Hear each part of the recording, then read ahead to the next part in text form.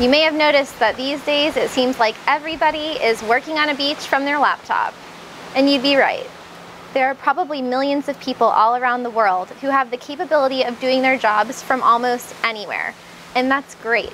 The more people that we have living this lifestyle, the better place the world will be, in my opinion. Even though this lifestyle isn't mainstream quite yet, there are still plenty of people who know about it and who are living it day in and day out. That being said, because the digital nomad concept is still so new, there's plenty of people who've been doing this for 3 months, 6 months, a year, or even 3 years, and are still in kind of the initial phases of the long-term potential of this lifestyle. My name is Kristin Wilson, and I've been living and working abroad since 2005. That was almost 13 years ago. And today I'm talking to you from Tamarindo, Costa Rica, a place that I came for the first time as a study abroad student back in 2002. So the question is, how can you avoid digital nomad burnout? How can you maintain the freedom and the flexibility of this lifestyle for decades? That's what I'm here to tell you today. There are 5 main tips that I have for you if you want to avoid digital nomad burnout. The first one, and the most important one, is slow travel. You may see a lot of people bragging on the internet about how many countries they've been to and how many places they're going this year. I think that is a really quick recipe for almost instantaneous digital nomad burnout. The main reason that I've been successful for so many years in this lifestyle is because I go one place at a time and I spend a lot of time there.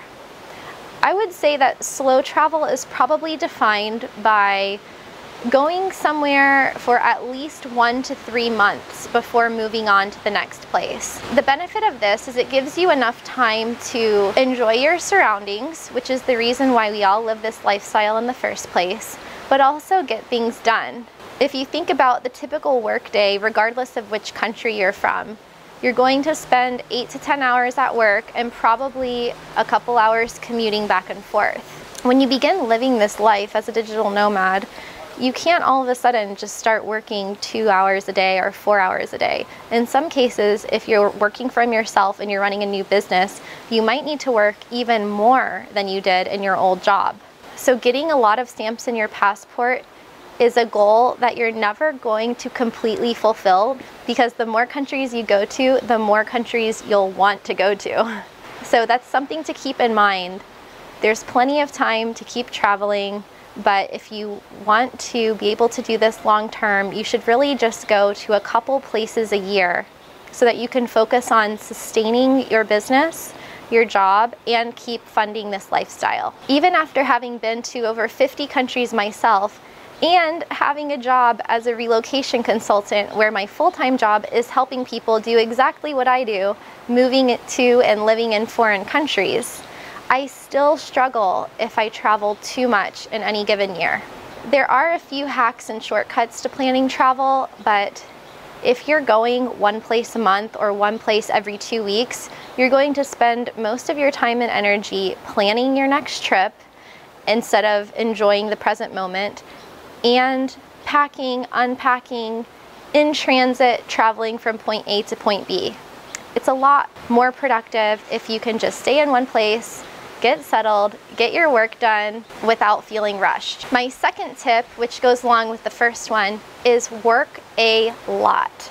You have to work a ton. Again, just because you're traveling, having fun, living in foreign countries, doesn't mean that you can all of a sudden work less and just stay on a perpetual vacation unless you have a passive income stream or more than one passive income streams already set up. I've missed out on a lot of fun times because I was working, but I'm still here to be able to enjoy it, so I think I made the right decision.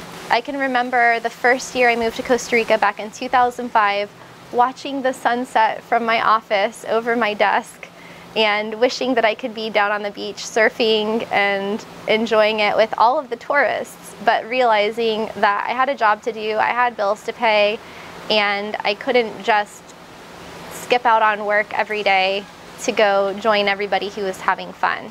A lot of the time, if you are in this lifestyle, you're doing a job that you already love, so it's easy to spend a lot of time working.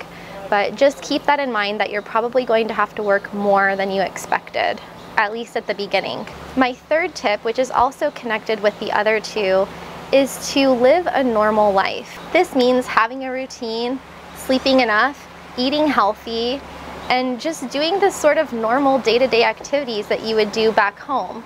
You can always integrate adventure and culture and activities specific to the country you're in, but you still have to have some sense of normalcy so that you can feel grounded and also be productive. A normal life could also mean grocery shopping, cooking at home, going to the gym, trying to make friends. There's no reason to completely flip your life upside down and start living in a strange, new, different way at the same time that you're living in a strange, new country. Building on that is my fourth tip, which is to get involved in your local community. There is a lot of buzz online about problems that digital nomads are having integrating with the local community.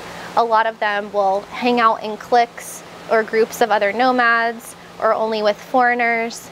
And I think that this long term is a mistake. It might work okay at the beginning, but after a while, my experience was that I would start to just feel out of place and disconnected, because the foreigners that are living in other countries and the digital nomads that are in other countries are quite transient by nature themselves. So you might meet thousands of people in a year, but you might never see them again. So if you are slow traveling and you're in a place for a few months or even a year, it's really helpful to gain that sense of normalcy if you're getting involved in your local community, trying to learn the language, maybe doing community service or attending local events, volunteering, joining clubs or groups, something where you can interact with both foreigners and locals alike. This strategy has provided a lot of longevity in my career, and I've also made a lot of great connections and friends in each of the countries that I've lived in who are still there to this day. So whenever I'm passing through, I can still reach out and see them. And of course, not everybody is still there, but this helps me feel like not such an outsider in each of the countries that I'm visiting or living in. My fifth tip is to go home. A lot of us digital nomads love to brag that we don't have a home or that our home is wherever we are.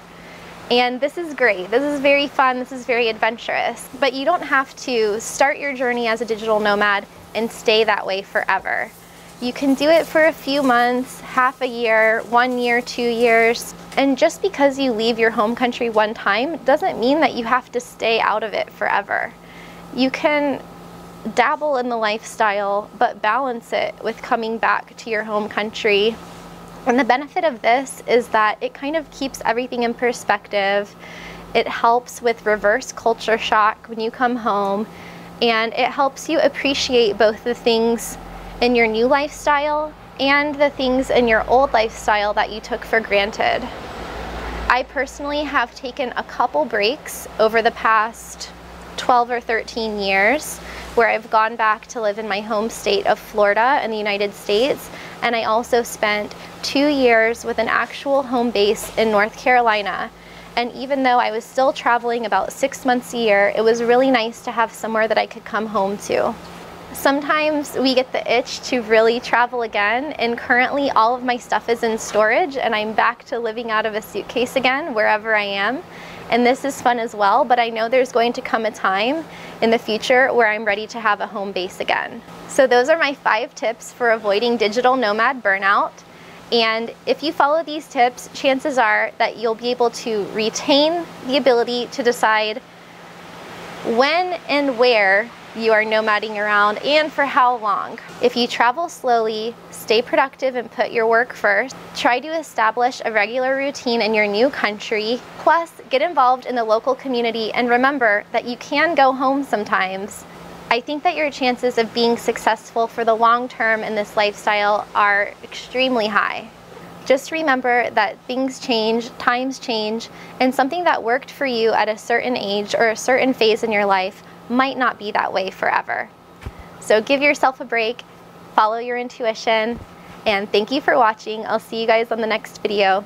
This is a new series on my new travel channel where I'm giving tips and advice based on my personal experiences as a digital nomad and expat in the past 13 years living and working abroad, as well as advice from knowledge that I've gleaned as a relocation consultant helping hundreds and thousands of people move to foreign countries all over the world. So if there's anything that you would like me to talk about or answer, make sure to comment below and subscribe so that you don't miss the next video with more valuable information. See you next time. And there's definitely a spider on my camera. Welcome to the jungle.